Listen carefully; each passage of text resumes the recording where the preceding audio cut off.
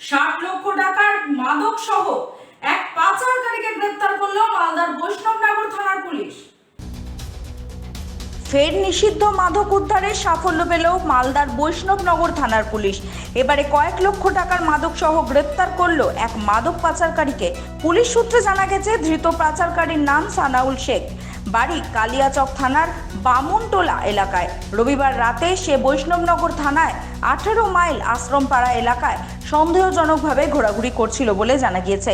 ওই সময় বৈষ্ণবনগর থানার পুলিশ বিশেষ সূত্রে খবর পেয়ে সেখানে অভিযান চালিয়ে তাকে পাকড়াও করে। তল্লাশিতে ধৃতের হেফাজত থেকে উদ্ধার হয় 400 গ্রাম ব্রাউন সুগার, যার আনুমানিক মূল্য প্রায় 60 লক্ষ টাকা। এই ঘটনায় পুলিশ ধৃতের কাছ থেকে মাদক পাচার চক্রে জড়িত আরও বেশ কয়েকজনের নাম পেয়েছে। তাদের ধরতে তদন্ত শুরু করেছে পুলিশ এবং তদন্তের স্বার্থে সোমবার ধৃতকে পুলিশি হেফাজতে নেওয়ার আবেদন জানিয়ে পেশ করা হয়